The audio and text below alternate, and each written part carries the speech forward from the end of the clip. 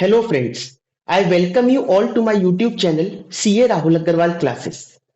Friends, आज की class से हम लोग बेसिक अकाउंट्स पढ़ेंगे। हम लोग अकाउंट्स को बिल्कुल जीरो से पढ़ेंगे। तो जिस भी बच्चे को अकाउंट्स के बारे में बिल्कुल एबीसीडी कुछ नहीं पता, उनके लिए क्लासेस बहुत फायदेमंद होने वाली है। और जिसको ऑलरेडी आता है या बहुत पहले पढ़ा था, अब कोई कॉम्पिटिटिव एग्जाम में फिर से आ रहा है, तो उनके लिए ब्रश अप हो जाएगी चीजें। ठीक है, आप उसको रिकॉल कर पाओगे। तो आइए विदाउट वेस्टिंग टाइम हम लोग बेसिक अकाउंट्स को शुरू करते हैं। अकाउंट्स होती क्या है, यहां से स्टार्ट करते हैं। देखिए, सबसे पहली बात आती है अकाउंट्स होता क्या है। हिसाब किताब रखना। किस चीज का हिसाब किताब रखना? बिजनेस का। अगर हमें बिजनेस के बारे में जानना है तो उसके अकाउंट्स देखकर ही पता चल पाएगा कि वो बिजनेस ग्रो कर रहा है या नहीं कर रहा, वो बिजनेस प्रॉफिट्स में है या लॉसेस में है। देखिए, कई बार ऐसा होता है कि हम किसी दुकान को देखते हैं या किसी कंपनी का नाम सुनते हैं तो हमें लगता है कि इनके यहाँ तो बहुत प्रॉफिट हो रहा होगा, ये तो बहुत कमा रहे हैं। किसी दुकान पे हम देखते हैं बहुत भीड़ लगी रहती है, तो हमें लगता है ये तो बहुत कमा रहे होंगे। लेकिन एक्चुअल में पता चलता है, रियलिटी जब उससे बात करके, वो कहता है हम तो लॉसेस में हैं। वैसे अभी हमने अकाउंट शुरू नहीं करी पढ़नी, लेकिन एक पॉसिबल रीजन क्या लगता है, ऐसा क्यों हुआ होगा? प्रॉफिट्स ठीक है, उसके रेवेन्यू तो हो रहा है, वो कमा तो रहा है, सेल हो रही है उसकी अच्छी खासी, लेकिन उसके खर्चे हो सकता है इतने ज्यादा हो जिसे वो कंट्रोल नहीं कर पा रहा, उस वजह से वो लॉसेस में जा रहा है। ठीक है, तो अकाउंट्स देखकर ही बिजनेस के बारे में पता लगाया जा सकता है कि वो बिजनेस कैसा काम कर रहा है। ठीक है, खाली ऐसे आंखों से देखकर नहीं पता लग सकता कि वो बिजनेस अच्छा है या बुरा है। तो इसलिए बोला जाता है accounts is the language of business. ठीक है, अकाउंट्स को बिजनेस की लैंग्वेज बोला जाता है। समझ में आई आप लोगों को ये बात? तो आइए स्टार्ट करते हैं, कुछ टर्म्स पढ़ते हैं अकाउंट्स की क्या होती हैं। देखिए, अकाउंट्स की बात कहां से आई? बिजनेस से। तो सबसे पहले तो बिजनेस होगा तब तो अकाउंट्स होगा। जॉब वाला बंदा तो अकाउंटिंग नहीं अपनी बनाएगा। तो अगर बिजनेस करना है, ठीक है, अगर हमें बिजनेस करना है तो उसके लिए किस चीज की जरूरत है? पैसों की। ठीक है, मोस्ट ऑफ द बिजनेस में पैसों की जरूरत होती है, बहुत कम ऐसे हैं जिसमें बिना पैसों से बिजनेस हो सकता है। तो want to do business, need money, पैसों की जरूरत पड़ेगी। वो पैसा कहां से अरेंज करेंगे हम लोग? Arrange from own funds. देखिए, एक तरीका तो ये कि आपने थोड़े पैसे अपने लगा दिए, बट सारे पैसे आप अपने भी नहीं लगा सकते। क्यों? क्योंकि इतना ही पैसा अगर आप पे है तो आप बिजनेस ही क्यों कर रहे हो? ऑब्वियसली हम बिजनेस इसलिए कर रहे हैं क्योंकि हमें पैसा कमाना है। तो थोड़ा बहुत ही हमने अरेंज कर पाए। एग्जाम्पल लेते हैं कि हमें 2 लाख रुपए की जरूरत है, तो 2 लाख में से 70,000 रुपीज मेरे पास अवेलेबल थे। ठीक है, स्टार्टिंग में हमें 2 लाख रुपए की जरूरत है बिजनेस को सेटअप करने के लिए। 70,000 रुपए मेरे पास फंड्स अवेलेबल है, तो ओन फंड्स कितने लगा दिए? 70,000। अभी भी कितने अरेंज करने बाकी हैं? 1,30,000 रुपए। वो हम क्या करेंगे? वो हम बोरो करेंगे। आपने सुना होगा बैंक वगैरह लोन देते हैं, तो कुछ पैसे बैंक से दिए लिए, कुछ फ्रेंड्स वगैरह से लिए, क्योंकि बैंक भी उसी को पैसा देता है जिसको उसको लगता है कि वो वापस करने लायक है। तो बहुत सारा पैसा तो बैंक भी नहीं दे सकता कि आज मैं चला जाऊं और कहूं 2 करोड़ रुपए लोन दे दो, नहीं देगा। बहुत सारी कंडीशंस है बैंक जब लोन देता है तो थोड़ा पैसा बैंक से अरेंज कर लिया, थोड़ा फ्रेंड्स वगैरह से मिलाकर हमने 1,30,000 रुपए अरेंज कर लिए। समझ में आई बात? 70,000 अपने लगाए, 1,30,000 रुपए हमने अरेंज कर लिए बाकियों से। कुल मिला के हमारे पास कितने रुपए हो गए? 2 लाख रुपए। अब इन 2 लाख रुपए को हम यूज करेंगे किस चीज के लिए? बिजनेस स्टार्ट करना है, तो एक शॉप खरीदी, शॉप ली। अब देखिए, शॉप को बिल्डिंग बोल देते हैं अकाउंट्स में, तो मैं बिल्डिंग लिख देता हूं, ऑफिस भी बोल देते हैं। बस अभी आपको समझाने के लिए मैंने यहां पर शॉप लिखा था। तो बिल्डिंग ली। बिल्डिंग का मतलब कई बार ये लगता है ना, क्या पूरी बिल्डिंग खरीदने की जरूरत है? नहीं, शॉप ली। ठीक है, जो चीज में हम डील करेंगे वो स्टॉक खरीदा। जैसे अगर हमारे को स्टेशनरी का काम करना है तो स्टेशनरी खरीद के लाए हम लोग, वो स्टॉक हो गया। ठीक है, अगर हमें कपड़ों का काम करना है तो टेक्सटाइल्स वगैरह हम खरीद के लाएंगे, तो स्टॉक उसका मेंटेन करा। थोड़ा बहुत फर्नीचर भी जरूरी जरूरी है, खुद बैठने के लिए, जब कस्टमर आएंगे उनको बिठाने के लिए। और फर्निशिंग और किसके लिए जरूरी है? जो स्टॉक रखा, ऐसे जमीन पे थोड़ी ना रख देंगे सारा स्टॉक, उसके लिए कुछ अलमीराज वगैरह भी बनवाएंगे हम अपनी, तो उसको फर्नीचर बोल दिया। थोड़ा पैसा हमने फर्नीचर में लगा दिया। और कैश इन हैंड, कुछ पैसा हमने कैश में रखा, एक्सेट्रा है क्योंकि इसकी तो कोई लिमिट नहीं है, इनिशियली तो और भी चीजें हो सकती हैं जो जरूरत हो जिस चीज की, तो थोड़ा पैसा कैश में रखा। कैश में क्यों रखा?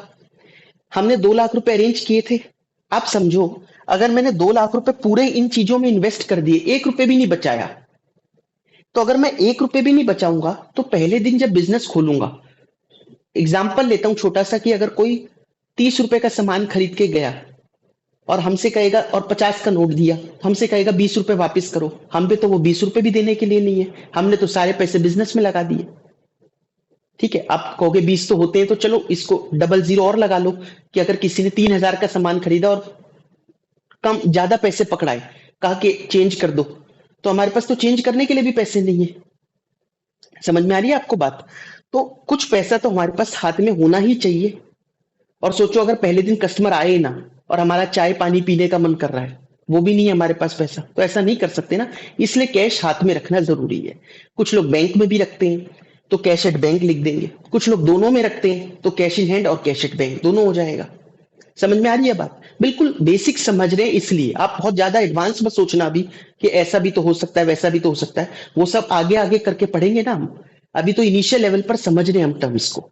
तो ये सारी चीजें हमने ली। ऐसे तो हो सकता है शॉप की भी जरूरत ना हो, हम रेंट पे ले लें, तो वो पैसा बच जाएगा हमारा, शॉप नहीं खरीदनी पड़ेगी। ठीक है, इसलिए मैं कह रहा हूं कि ये चेंज हो सकते हैं, जरूरी नहीं ये 4 ही होंगे, एक्सेट्रा लगा हुआ है यहाँ पर। आई बात समझ में?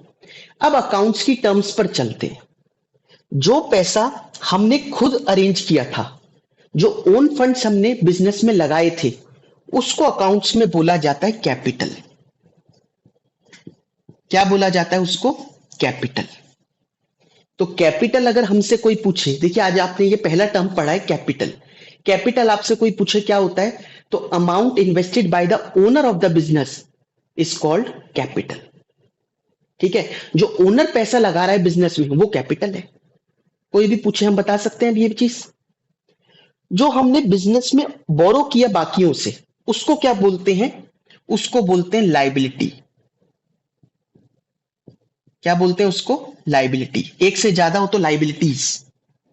ठीक है, एक से ज्यादा होगा तो वो लाइबिलिटीज हो जाएगा। लाइबिलिटी मतलब अमाउंट बोरोड फ्रॉम अदर्स, जो हमारी उधारी सारी क्या है? लाइबिलिटी।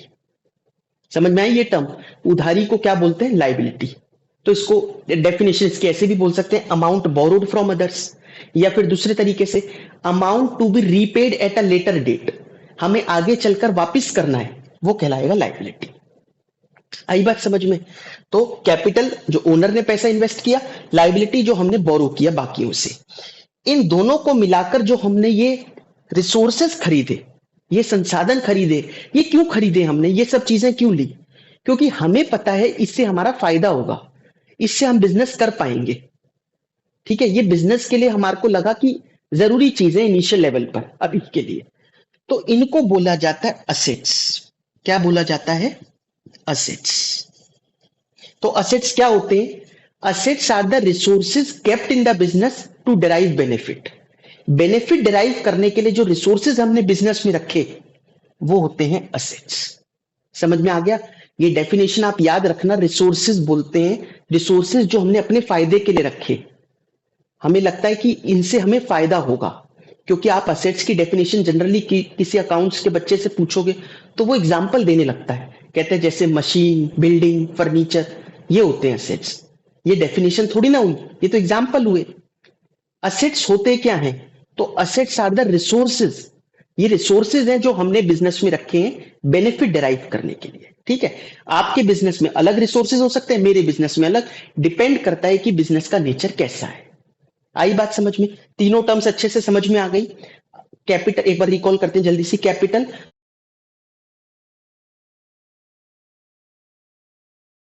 बाकियों से, और तीसरा है असेट्स, रिसोर्सेज बिजनेस में जो हमने रखे। ठीक है, बेनिफिट ड्राइव करने के लिए। अब चलते हैं हम आगे की टर्म्स पर। देखिए, अकाउंट्स को 5 पार्ट में डिवाइड कर सकते हैं हम लोग। ठीक है, अकाउंट्स को हम लोग क्लासिफाई कर सकते हैं 5 पार्ट में। वैसे इसको मॉडर्न अप्रोच बोला जाता है। ट्रेडिशनली 3 टाइप में डिवाइड करते हैं, वो हम बाद में पढ़ेंगे, वो इतना रेलेवेंट नहीं है, समझ आपको इसी से आएगा, मॉडर्न अप्रोच से। अकाउंट्स को 5 पार्ट में डिवाइड किया जाता है। असेट, लायबिलिटी, कैपिटल, रेवेन्यू और एक्सपेंसेस। हम कोई भी चीज, कोई भी टर्म अकाउंट्स में बोलेंगे वो इन चार पांचों में से कहीं ना कहीं फॉल करेगी। कभी भी आप कुछ भी बोल के देख लेना अकाउंट्स में आगे चलकर, वो या तो असेट की बात हो रही होगी, या लायबिलिटी की, या कैपिटल की, या रेवेन्यू की, या फिर एक्सपेंस की। समझ में आया? देखिए, लायबिलिटी और कैपिटल मिलाकर हमने क्या खरीदे? असेट्स। ठीक है, लायबिलिटी और कैपिटल मिला के हमने असेट्स खरीदे। इसी के लिए ऐसे भी कह सकते हैं हम, assets is equal to liability plus capital. बताइए क्या ये सच नहीं है equation? Assets is always equal to liability plus capital, हमेशा इसके इक्वल आएगा। 70 हमने खुद के लगाए थे, 70,000, 1,30,000 रुपए हमने अरेंज किए थे बाहर से, मिलाकर कितने रुपए हो गए थे? 2 लाख। वो 2 लाख रुपए का हमने टोटल सामान खरीदा था, तो ये तो मैच हमेशा करेगा। आपको हो सकता है हम 2 लाख का पुराना खरीदे, 10,000 रुपए बचा ले। हाँ, तो बचा ले तो वो कैश इन हैंड हुआ ना, कैश इन हैंड भी तो असेट ही है। 20,000 रुपए बैंक में रख दिए तो वो भी तो असेट ही है। आपने उन 2 लाख रुपए को कैसे कैसे कहां कहां लगाया, वो सब मिलाकर तो असेट्स ही हुआ ना। तो asset is always equal to liability plus capital. समझ में आ गया? ये इक्वेशन कभी भी, ठीक है, फॉल्स नहीं हो सकती, ये हमेशा ट्रू रहेगी। Asset is always equal to liability plus capital. तो कैपिटल और लायबिलिटी लगाकर हमने क्या खरीदे? असेट्स। क्यों खरीदे? जिससे कि हम लोग सेल वगैरह कर पाए। इसको आप बोल सकते हो सेल, रेवेन्यू कर पाए। ये हमारा रेवेन्यू जनरेट हुआ। रेवेन्यू जनरेट होते होते रोजमर्रा में हमारे खर्चे भी होंगे, तो वो क्या है? एक्सपेंसेस। समझ में आया? बिजनेस समझ में आया कैसे करना है? सबसे पहले हमने लायबिलिटी और कैपिटल अरेंज किया, उससे असेट खरीदे, असेट खरीद के हमने अपना काम शुरू किया, सेल हुई। अब सेल के साथ साथ आपके खर्चे भी होंगे। साथ साथ क्या खर्चे होंगे?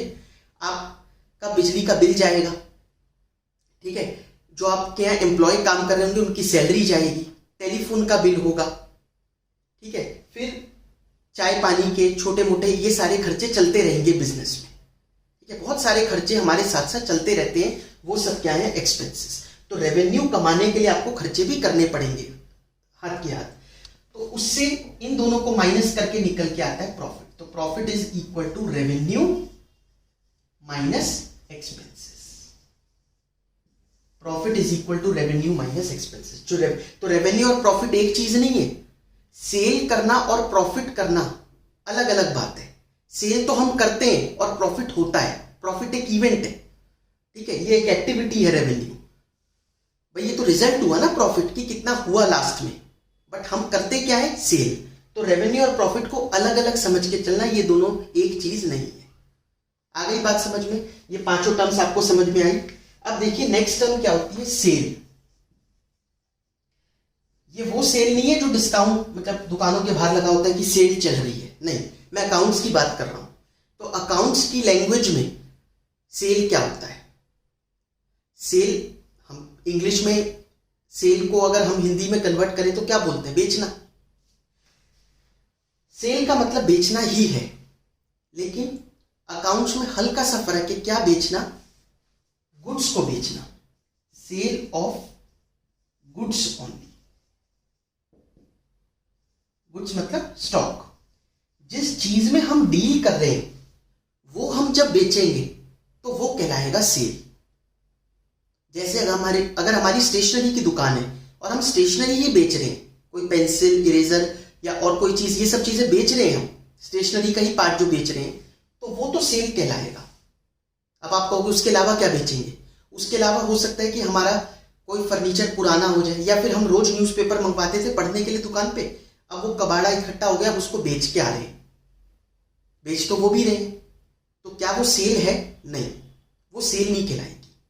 कोई पुरानी चीज मतलब कोई पुरानी असेट अब हमें बेचनी है, नई खरीदनी है, तो वो जो बेच रहे हो वो सेल नहीं कहलाएगी। तो मैं क्या कहने का मतलब है मेरा, कि अगर आप किसी के अकाउंट्स में सेल लिखा हुआ देखो तो आप ये मत पूछना सेल किस चीज का, भाई ये तो पता, सेल गुड्स का ही होगा। जिस चीज में वो डील कर रहा है उसी की सेल है, ठीक है। तो खाली सेल लिखा हो तो घबराने की जरूरत नहीं, सेल मतलब सेल ऑफ गुड्स, ठीक है। अब सेल जो है वो दो टाइप से हो सकती है। एक होती है कैश सेल्स और दूसरी होती है क्रेडिट सेल्स। बहुत इंपॉर्टेंट है।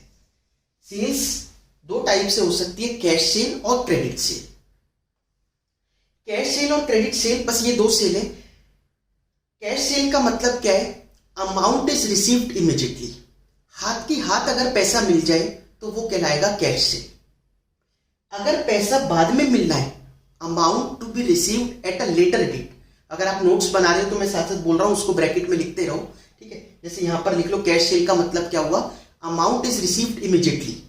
और क्रेडिट सेल का मतलब क्या हुआ? Amount to be received at a later date, आगे चलकर पैसा मिलना है, तो वो क्रेडिट सेल है। समझ में आ गया? कंफ्यूजन हो सकती है कि कैश सेल ही क्यों? अगर मैंने पेटीएम कर दिया, मैंने चेक से पेमेंट कर दी, मैंने यूपीआई से ट्रांसफर कर दिया, बहुत सारे तरीके आ गए आजकल तो मैं कहां कह रहा हूं कि कैश सेल का मतलब है कि नगद ही देना है। मैंने तो डेफिनेशन ये नहीं लिखवाई ना। मैंने क्या बोला कि कैश सेल का मतलब अमाउंट इज रिसीव्ड इमीडिएटली, हाथ की हाथ पैसा मिलना चाहिए, वो कैश सेल है। जैसे मर्जी मिले और बाद में मिलेगा पैसा तो वो क्या कहलाएगी? Credit sale. समझ में आई बात? अब आप देखिए, जिसको हम कैश में सेल कर रहे हैं, क्या वो बंदा कौन है, कैसा है, कहां रहता है, ये सब जानने की जरूरत है? नहीं ना। अगर हम कहीं किसी और की मतलब किसी रिश्तेदार के घर पे गए हुए हैं और नीचे जाकर हम ऐसे घूम रहे हैं और कुछ सामान हमें पसंद आ गया या हमारे को कुछ खाना है, चॉकलेट वगैरह, तो आप पैसे दोगे और चॉकलेट खरीदोगे, चले जाओगे। वो आपसे पूछेगा भी नहीं कि आपको तो मैंने कभी देखा नहीं हुआ, आप हो कौन? क्या मतलब है उसको? हम कैश सेल कर रहे हैं, मतलब वो कैश सेल कर रहा है तो उसको मतलब नहीं आपसे। लेकिन अगर आप जिस रिश्तेदार के गए हो, उस रिश्तेदार ने आपको कहा कि नीचे एक दुकान है, वहां से एक ब्रेड का पैकेट ले आओ, पैसे मत देना, तो आप जब नीचे जाओगे और उसको बोलोगे एक ब्रेड का पैकेट दे दो, तो ऑब्वियसली वो आपसे आपका नाम पूछेगा, आप हो कौन भाई? ऐसे बिना उधारी पर आप ले रहे हो, बिना पैसे दिए, तो बताओ तो हो कौन? उसको पता होना चाहिए ना। तो इसीलिए जब क्रेडिट सेल करेंगे, मतलब लॉजिकल बात है कि अगर आपको किसी से पैसा लेना है तो याद तो रखना ही पड़ेगा वो बंदा कौन है। तो जिसको भी हम क्रेडिट पर सेल करते हैं वो बंदा क्या कहलाता है? डेटर। क्या कहलाता है? डेटर। इसमें बी साइलेंट है। The person to whom credit sale is done, जिसको हमने क्रेडिट पर सामान बेचा है वो बंदा है हमारा डेटर। जिसको हमने उधारी पर सामान बेचा वो कौन है? डेटर। समझ में आ गया? या मैं डेटर की दूसरे तरीके से डेफिनेशन बोलूं कि जिससे पैसा मिलना है आगे चल के, वो डेटर है। बात तो वही हुई ना। जिसको आपने उधारी पर सामान बेचा है या फिर जिससे आपको आगे चल के पैसा मिलना है, वो डेटर है। समझ में आ गया? अब से आज के बाद आपसे कोई डेटर पूछे क्या होता है? डेटर मतलब जिससे पैसा मिलना है वो डेटर है, जिससे पैसा मिलना है वो डेटर है। ये याद रखना, कंफ्यूजन होती है। अगर ये समझ में आ गया तो इस सेल्स के ही पैरेलल चलता है परचेज। तो परचेज का मतलब क्या है? परचेज का मतलब है परचेज ऑफ गुड्स ओनली। ठीक है, अगर परचेज लिखा हुआ मिले कहीं पर अकाउंट्स में तो इसका मतलब क्या है? गुड्स खरीदे, जो स्टेशनरी उसको बेचनी है, जो कपड़े उसको बेचने, जिस चीज में भी वो काम कर रहा है, वो अगर वो खरीद रहा है तो वो कहलाएगा परचेज। लेकिन अगर बाकी कुछ और परचेज कर रहा है, जैसे एसी खरीदा, ठीक है, तो एसी खरीदा तो वहां पर परचेज वर्ड लिखा हुआ नहीं मिलेगा आपको अकाउंट्स में, एसी लिखा हुआ मिलेगा एयर कंडीशनर। लेकिन अगर गुड्स खरीद रहा है तो खाली क्या मिलेगा? लिखा हुआ परचेजेस। समझ में आई बात? तो परचेज का मतलब है purchase of goods only. Purchase भी फिर दो टाइप के होते हैं, आप समझ ही गए होंगे कौन कौन से। एक कैश परचेज और दूसरा credit purchase. Cash purchase, credit purchase. Cash purchase मतलब जब हमने अमाउंट उसको इमीडिएटली पे कर दिया तो वो कहलाएगा कैश परचेज। ठीक है, इमीडिएटली पे कर दिया, कैसे भी किया हो, चेक से किया हो, कैश में किया हो, जैसे मर्जी किया हो, इमीडिएटली पैसा देना कहलाता है कैश परचेज। अगर हम उसको आगे चलकर देंगे पैसा, हमने उधार पर खरीदा है, तो वो क्या कहलाएगा? Credit purchase. Amount to be paid at a later date, ये क्रेडिट परचेज है। और इसमें अमाउंट इज पेड इमीडिएटली। आई बात समझ में? अब जिससे भी क्रेडिट पर परचेज करा उसका नाम बुक्स में लिखने की जरूरत है। जैसे डेटर का लिखा था हमने कि वो डेटर है हमारा, यहां पर क्यों लिखने की जरूरत है? आप कहोगे पैसा तो उसको लेना है, बट हाँ हमें देना भी तो है, क्या देने वाले का भूल जाएंगे किसको पैसे देने हैं? और अगर कल को वो कह दे नहीं 10,000 नहीं 11 देने थे, मैंने लिख रखा है, तो आपके पास क्या प्रूफ होगा? नहीं 10 ही देने। आप कहोगे हाँ अब मैंने तो वैसे भी कुछ नहीं लिख रखा, तो आप जो कह रहे वही सही होगा। तो इस चीज को अवॉइड करने के लिए आपको नाम तो मेंशन करना ही पड़ेगा ना, अपनी बुक्स में याद रखना ही पड़ेगा किसको रुपए देने कितने हैं। तो जिसको भी हमें आगे चल के पैसे देने हैं उसको क्या बोलते हैं? क्रेडिटर। क्या बोलते हैं? क्रेडिटर। पर्सन फ्रॉम हुम, जिससे हमने क्रेडिट में सामान खरीदा है, क्रेडिट परचेज इज मेड, जिससे हमने क्रेडिट पर सामान खरीदा वो कहलाता है हमारा क्रेडिटर। आई बात समझ में? तो डेटर जिससे पैसा मिलना है, क्रेडिटर जिसको हमें पैसा देना है। ठीक है, कुछ टर्म्स की और बात अगर हम करें, अच्छा एक चीज और बताता हूं, डेटर को ट्रेड रिसीवेबल भी बोला जाता है और क्रेडिटर को ट्रेड पेबल्स भी बोला जाता है। लिख लेना कहीं पे, debtor is also called trade receivable and creditor is also called trade payables. ठीक है, ट्रेड पेबल्स बिजनेस के पेबल्स हैं इसलिए। नेक्स्ट टर्म की हम बात करते हैं डेप्रिसिएशन। डेप्रिसिएशन क्या होता है? डेप्रिसिएशन का मतलब होता है fall in the value of asset, asset की वैल्यू में गिरावट आना due to use and effluxion of time. जैसे जैसे टाइम बीतता है और जैसे जैसे हम उसको यूज करते हैं उसकी वजह से जो असेट की वैल्यू में गिरावट आती है वो कहलाता है डेप्रिसिएशन। हमने 1 लाख रुपए की कोई मशीन खरीदी, उसको चलाए जा रहे हैं, तो बुक्स में क्या वो 1 लाख की ही रिप्रेजेंट होनी चाहिए, जबकि आपको पता है कि अब उसकी असली कीमत 1 लाख नहीं रही। क्यों? क्योंकि अब 1 साल से आप उसको यूज कर रहे हो, तो 1 साल बाद आपको नहीं लगता कि उस 1 लाख रुपए में कुछ वैल्यू को कम कर देना चाहिए? क्यों? क्योंकि हम उसको यूज कर चुके हैं और अब उसकी वैल्यू 1 लाख रुपए नहीं रही। तो वो जितनी भी वैल्यू हमें लगता है गिरी है वो कहलाता है depreciation. Fall in the value of asset, किस वजह से? यूज करने की वजह से और टाइम बीतने की वजह से।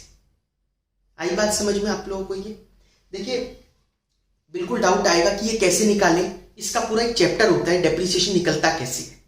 ठीक है, वो सब भी हम आगे पढ़ेंगे कि डेप्रिसिएशन कैलकुलेट करने के क्या क्या मेथड्स हैं। फिलहाल मैं आपको ये बता रहा हूं डेप्रिसिएशन का मतलब क्या होता है। नेक्स्ट हम पढ़ते हैं। अच्छा एक चीज क्या होती है, असेट्स को 2 पार्ट में डिवाइड किया जाता है, एक होते हैं करंट एसेट्स और एक होते हैं नॉन करंट एसेट्स। मैं अभी आपको ना फैमिलियर करवा रहा हूं, ऐसी ऐसी टर्म्स हमें आगे चलकर पढ़ने को मिलेगी।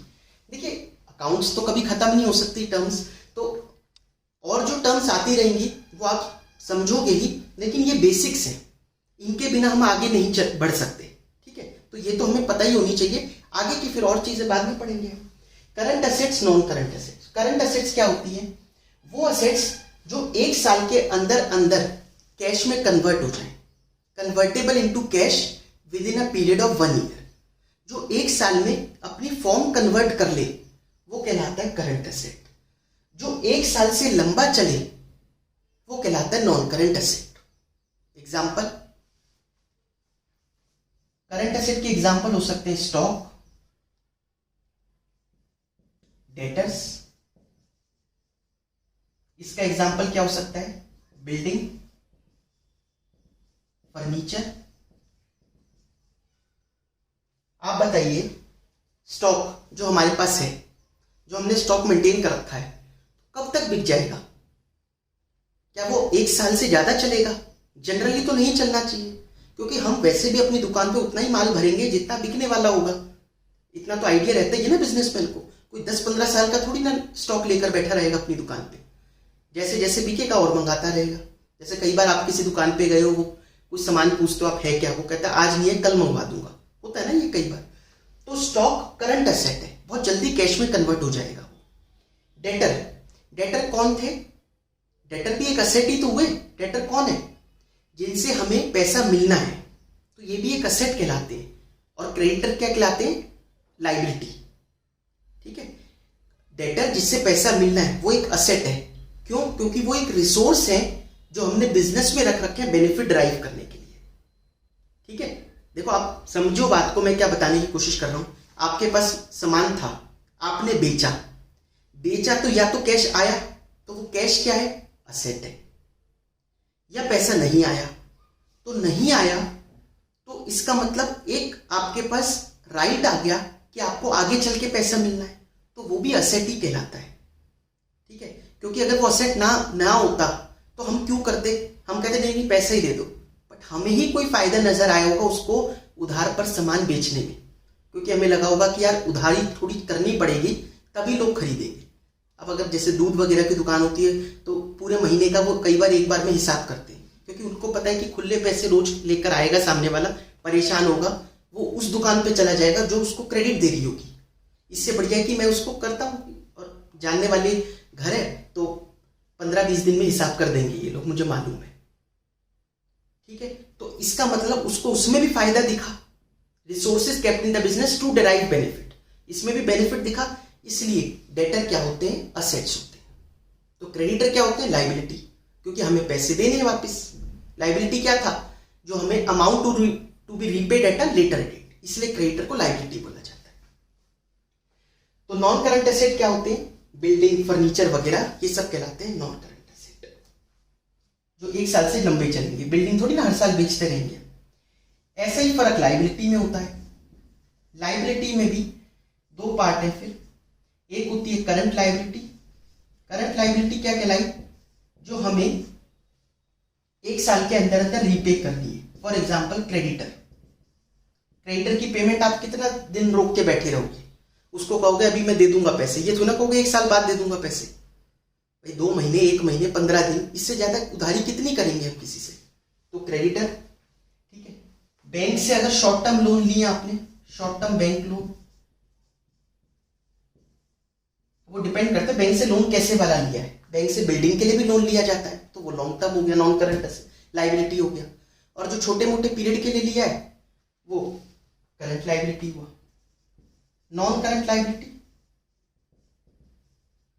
नॉन करंट लाइबिलिटी का एग्जांपल क्या हो सकता है, जैसे हमने बैंक से लॉन्ग टर्म लोन लिए, वो एक नॉन करंट लाइबिलिटी है जो हमें 1 साल के बाद रीपे करनी है। आई बात समझ में, ये टर्म्स, 1-2 टर्म्स और पढ़ते हैं फिर आगे का नेक्स्ट क्लास में पढ़ेंगे। 1-2 टर्म्स क्या है, जैसे बैड डेट्स।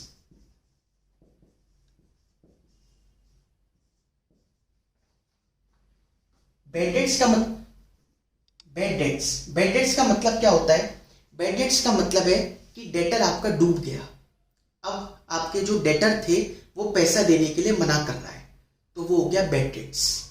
ठीक है, डेटर का डूबना कहलाता है बैड डेट्स, मतलब जो आपको पैसा मिलने वाला था अब वो नहीं मिलेगा तो हमारा नुकसान लग गया, ये कहलाता है बैड डेट्स। समझ में आ गई बात। सामने वाला इंसॉल्वेंट हो जाता है, इंसॉल्वेंट पता क्या होता है, इंसॉल्वेंट मतलब जैसे हिंदी में उसको दिवालिया निकलना, कोई बर्बाद हो गया, दिवालिया निकल गया उसका। कई बार सुनते हैं ना कि वो कंपनी इंसॉल्वेंट हो गई। इंसॉल्वेंट मतलब कि अब वो कैपेबल नहीं है अपने डेट्स को चुकाने में, वो मना कर रही है कि हम नहीं दे पाएंगे, हमारे इतने नुकसान हो गए, तो वो कंपनी हमारा पैसा नहीं दे पाएगी, तो हमारे लिए क्या हो गया, बैड डेट, क्योंकि हमने उससे पैसे आने वाले थे वो नहीं आएंगे, अब तो बैड डेट, सामने वाले ने हाथ खड़े कर दिए। आई बात समझ में बैड डेट की। ठीक है, तो आज के लिए इतनी टर्म्स बहुत हैं, आप लोगों ने एक बेसिक नॉलेज ले ली अकाउंट्स क्या होती है। आगे की क्लासेस में हम आगे की चीजें पढ़ेंगे। प्लीज वीडियो को लाइक, चैनल को सब्सक्राइब और अपने फ्रेंड्स के साथ शेयर जरूर कर दीजिएगा दोस्तों।